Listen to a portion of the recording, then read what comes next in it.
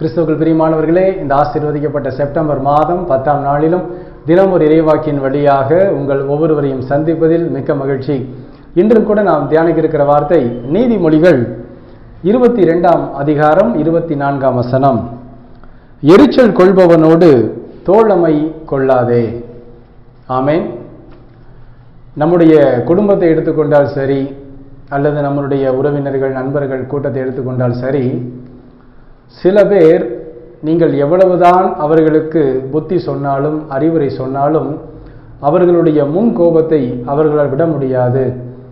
அவர்களோடு நாம் கொஞ்ச நேரம் உட்கார்ந்து நம்ம பேசணும்னா சொல்லுவாங்க, இது என்னுடைய பிறவி குணமாகி விட்டது, ஆகவே என்னால் இதை மாற்றவே முடியாது என்று.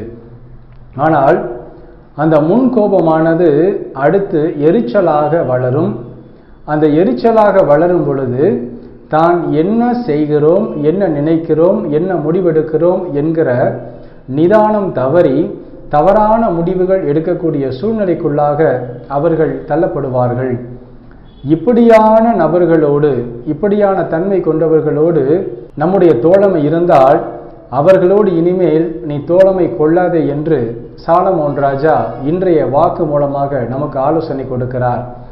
ஆம் கிறிஸ்துவுக்குள் பிரியமானவர்களே, ஏனென்றால் தொடர்ந்து இந்த வார்த்தையை வாசித்தோம் என்றால் அவர் சொல்லுகிறார், அப்படியாக அவரோடு நீ தோழமை கொண்டீரானால் அவருடைய அதே பழக்கம் உனக்கும் வந்துவிடும், நீயும் அவரை போலே மாறிவிடுவாய் என்று. ஆம் கிறிஸ்துவுக்குள் பிரியமானவர்களே, இன்று பல நண்பர்கள் கூட்டத்திலே இது போன்ற சில பேர் இருக்கலாம், நம்முடைய குடும்பத்திலே சில பேர் இருக்கலாம். ஆனால் நம்மை அறியாமல் அவர்களோடு அதிகமான நேரம் பழகும் பொழுது, தோழமை கொள்ளும் பொழுது அவர்களுக்கு நம்மால் முடிந்த நன்மையான காரியங்களை, எப்படி பொறுமையாக இருக்க வேண்டும் என்கிற காரியத்தை மாத்திரமே அவர்களுக்கு நாம் கற்றுக் கொடுக்க நாம் முயல வேண்டும்.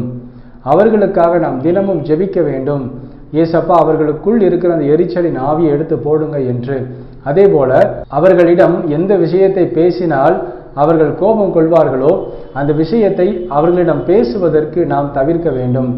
இப்படியாக நம்மால் முடிந்த உதவிகளை, சப்போர்ட்டை மாத்திரம் அவர்களோடு நாம் செய்து தேவையான நேரங்களில் மாத்திரம் தோழமை கொண்டு இருந்தோம் என்றால் போதும். நாம் நம்முடைய பொறுமையையும் நாம் காத்துக்கொள்ளலாம், அவர்களையும் கொஞ்சம் கொஞ்சமாக சரியான வழிக்கு அவர்களை நெறிப்படுத்தலாம். ஆம் கிறிஸ்துவுக்குள் பிரியமானவர்களே, இன்றும் கூட இந்த வார்த்தையை நம்முடைய உள்ளத்திலே பதிப்போம். நமக்குள் ஏற்படுகிற கோபங்களை, எரிச்சல்களை முதலாவதாக சரி செய்ய நாம் முயலுவோம். கடவுளின் பாதத்தில் இதற்காக தினமும் நீங்கள் ஒரு சிறப்பு மன்றாட்டை ஏறிடுங்கள். ஏசப்பா, உம்மை போல எனக்கு பொறுமை வேண்டும், உம்மை போல எனக்கு ஞானம் வேண்டும் என்று நாம் ஜெபித்து கேட்டால் நிச்சயமாகவே கடவுள் நிறைவாக எல்லாவற்றையும் கொடுக்க வல்லவராயிருக்கிறார்.